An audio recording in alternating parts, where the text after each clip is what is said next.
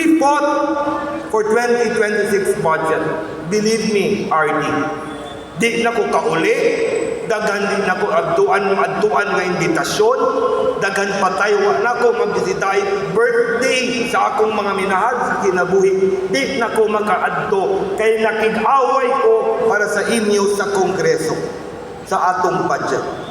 Pero unsay nahitabo? May nang masayod mo. The sad truth sa nahitabo sa atong budget. Asa magsugod? NEP, di ba? Ipasa sa presidente. Ang NEP, pagpasa sa ato sa August 13, ang atong budget nag-reflect 3.5 billion for 2nd district. Pagtanaw na ako, paghimay, uban sa opisina sa House of Representatives, nakurat kay ni kay gamay og daghan projects, flagship projects nga walay pondo. We fought for it in the House of Representatives. Paghuman sa HGAB, Bob, nadungagan na imong 6.5 billion. Pero grabe, sunggo ka sa pagtinagalo, sunggo kang in English, pero we have to fight for the district. Pag-abot sa Senado, wa man sila kailag moder, wa man sila kaila sa mga dalan nga gibuhat para sa pulo sa Mindanao, na minusan og nakulangan ta na imong 5.5 billion na langgo. Vice ko, brother, pasig na imong sobra, maayo gini. Congressman Sungan. Paghuman, di ba na-bycam? Ngayon na-explain ako, mag-elect ang Kongreso, mag-elect ang Senado, contingent para moatog bycam. Daw biyang na-elect sa bycam, wa man masayon sa border. Wa man masayod sa problema sa tulay sa Taguluan, wa na sayod sa problema sa dalan nga atong gikasilatian nga labiad ka traffic. Unsay nahitabo? Nag-arang-arang kay gikan sa 5.5 billion sa Senado, nahimo na lang nga 2.5 billion sa BICAM. Kahit no? Kahit kayo. Pag-abuman sa BICAM, Mayor Red Hardin, gidala sa presidente, gipirmahan, may mungga, pilay na bilin. Nagpadayon ang 2.5 billion na lang ang budget para sa atong distrito. Sakit, tinod, makamahay, labihan ang pagbudlay, labihan atong pagpaningkamot. Pero ang realidad, muna ang atong budget sa 2nd district.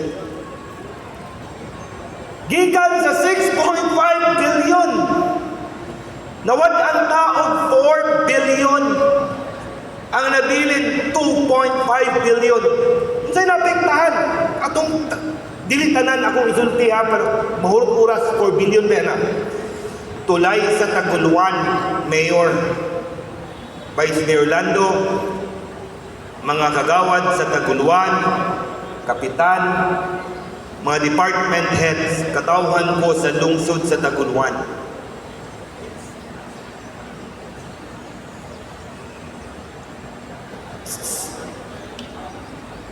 NEP, di ko kabalo kung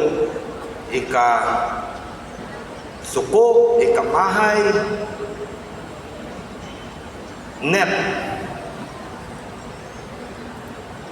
tulay sa Taguluan, 600 million. Gusto mo sana nga page? No. Para di mo makaingon nga, buot-buot ang ako ba? NEP, 600 million. Imbis nakik-away ko sa budget hearing, ilang gigawa sa HCAP? 200 million. Kapuliki na ba taon anak si RD Lilibet. Kay kamulong kong sulti, ipatawag siya ni Secretary sa likod. Di ba, RD? Ayun ba siya, yung ibalik, no? Wa ko gisugot. Ikaw, dili na lang mo magkwanta. Problema. Taga First District, kadadlaw traffic. Taga Cagayan, Batok First District, Luhoy, kadadlaw traffic. Among ekonomiya sa Taguluan, mamatay. Tungod anak na tulay. Pag umana kong sulat, may gani ang pagpakigbisog. Unsay tubag ni Secretary. Yung gabi sa tanan. Madam Chair, let me take off from what Senior Undersecretary Tadain said earlier. The Taguluan River Basin is actually one of those river basins that has a master plan already. And we started, the department started its river control, and I believe that there's a declaration already that there will be no funding for the said programs for next year. I'm just hoping that the big one will not come because many of my people in the municipality of Taguluan will die. Believe me, that river has taken so much life already. Mr. Chair, let me show a couple of slides. This is connected to Taguluan River Basin, but this is for the bridge. 4 slides, Madam Chair. Let me start. Okay.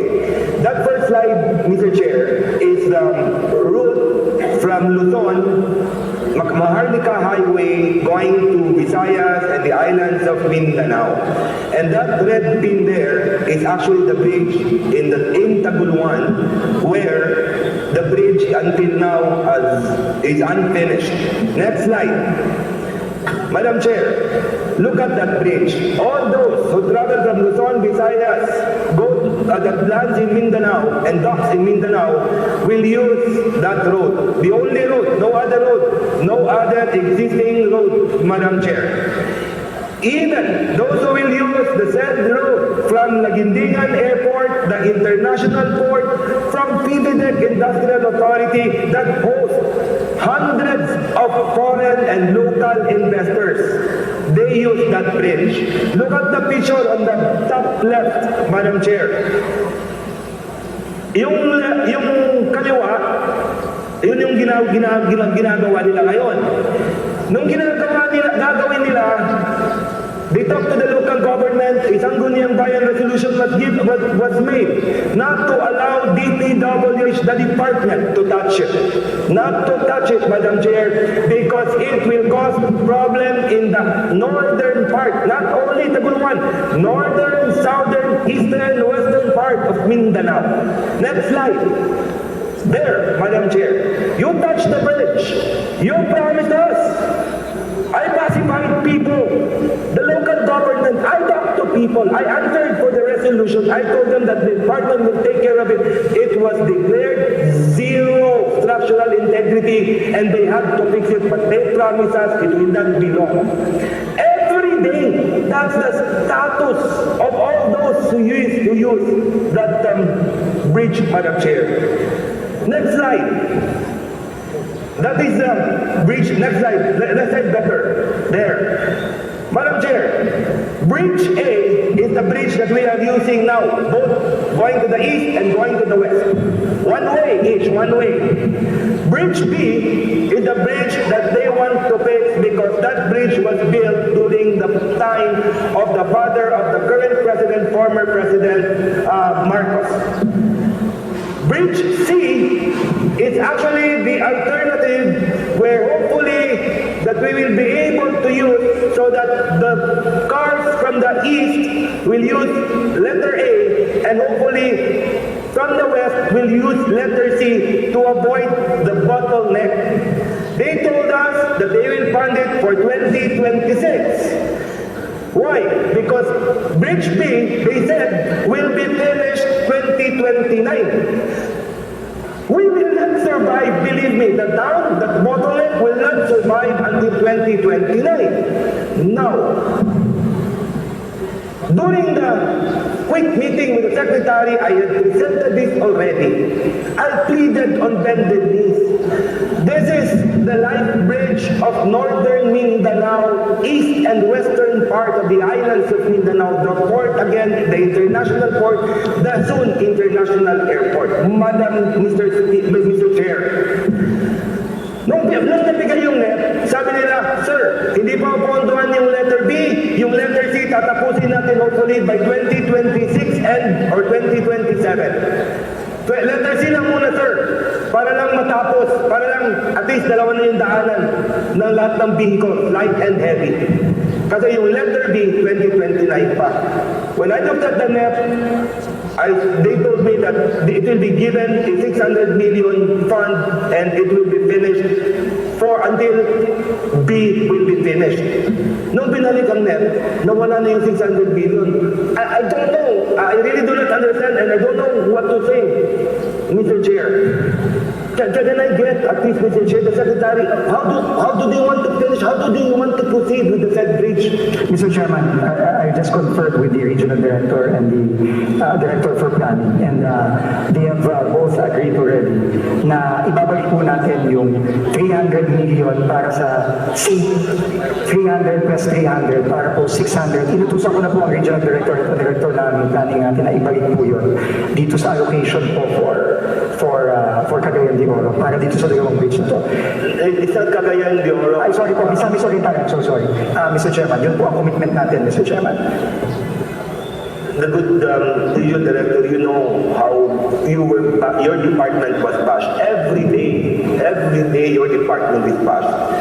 And it pains me because I promised my people that the department will fix it.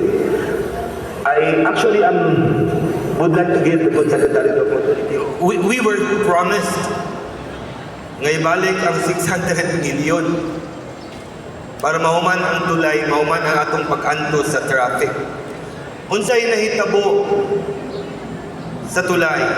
From 600 million, 200, ingon sila, sir, maningkamot mi, bisan og 280, humanon namo na kanang kulang nga tulay, maulahi lang na ang naas sa tunga.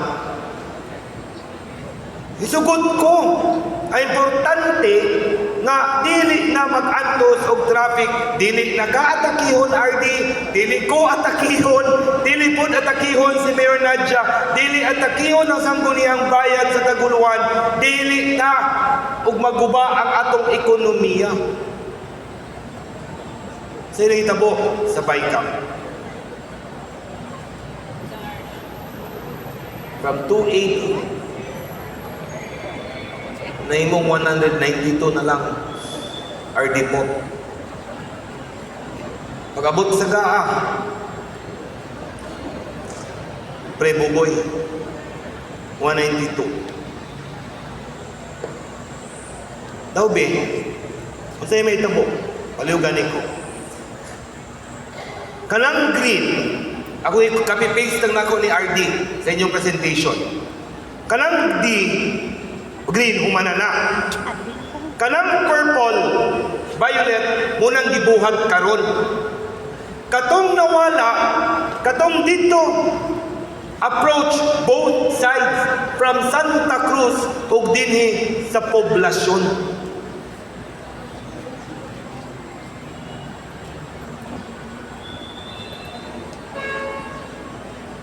Father Ruth, kinalang ginamo iyampok. Daw kayo nang wala. Di mahuman. 2026. Good luck sa fiesta, Mayor Nadia. Chief Dungog, good luck sa fiesta.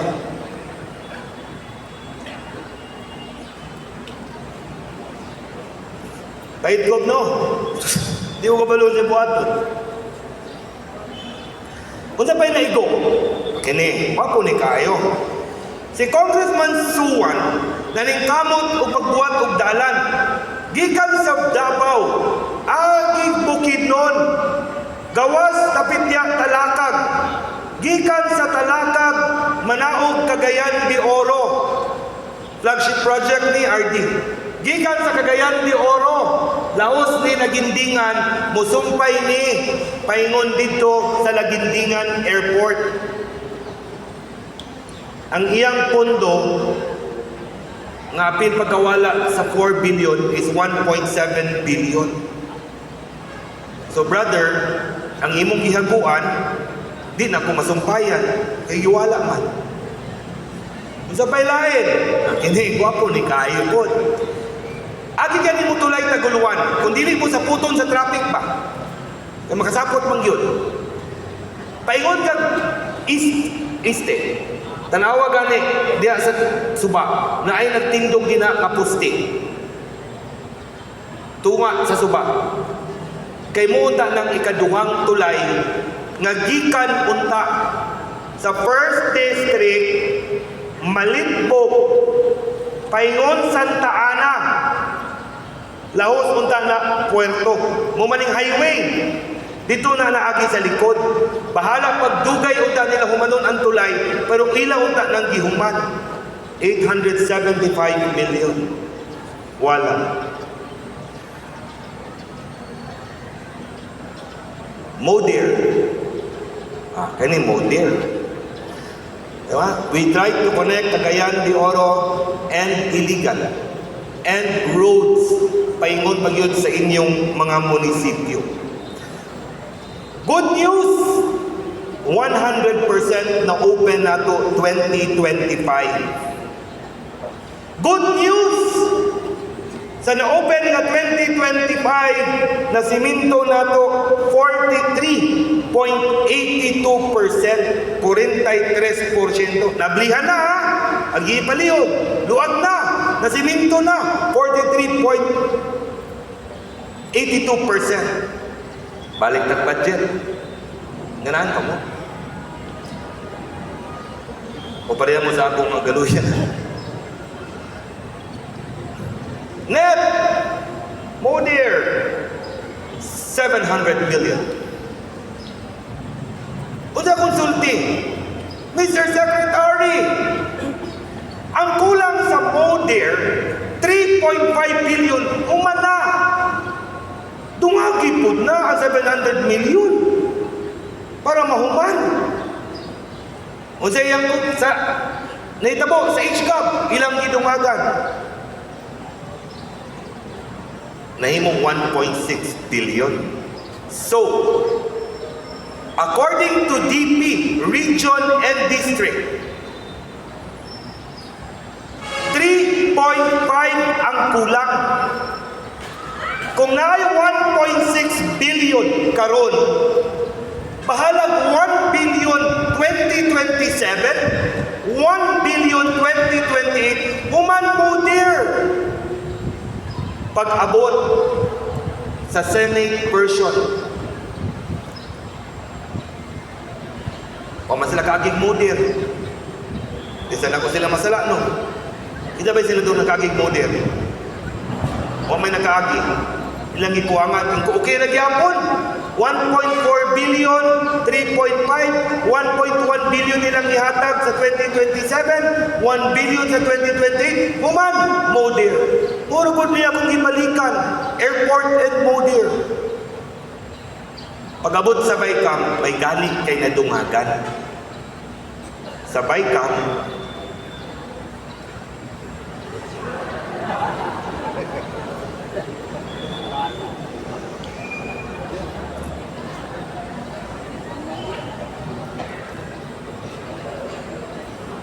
katong dalan upol tulugait nga mo benepisyo sa Modir, ingon sila dili mahimo kaniadto. I did it in Claveria. I was hoping I was able to do it. I was confident because we were able to do it together with DPWH region and district, RD Lilibet and RD Achilles, PD Achilles. Pag-abot sa GAA, usual,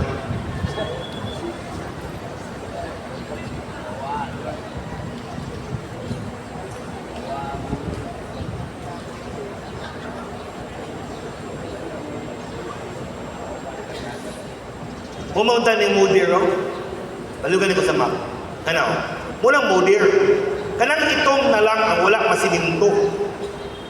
Kung nadayon ang 1.4 billion Masiminton unta ng itong. 2027, kanina lang unta itong simintuhon dayon. Kanang 96, 4, 5, kanang naiputi o itong. 2028, wala tayo mabili puti itong. If the program was followed.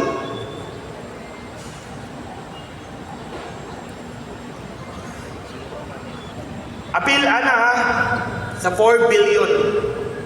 Appeal sa 4 billion. Ang uban ninyong ihatag na mga request of resolution, mga kapitan. Wala na ko sampita, ang dagko lang ang akong isampit. Ang pangutana, kapitan, your vice are these. Muhilambigin pa bata sa atong budget hearing sa 2026 o dili na?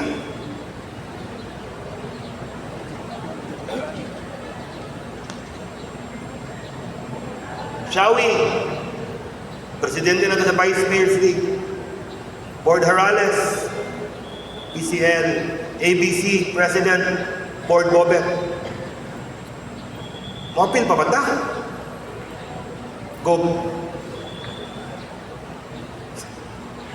Mapil bata? Sunggo-sunggo na tagog. Yorme. Quad. Muapil pa bata? Brother,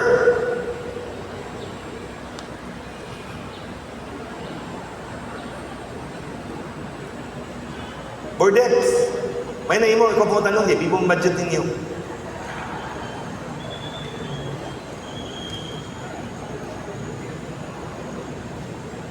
Kagawad aga.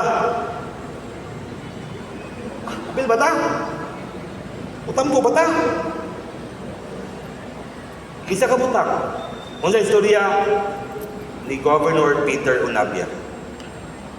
Ayaw kawati kono og paglaom.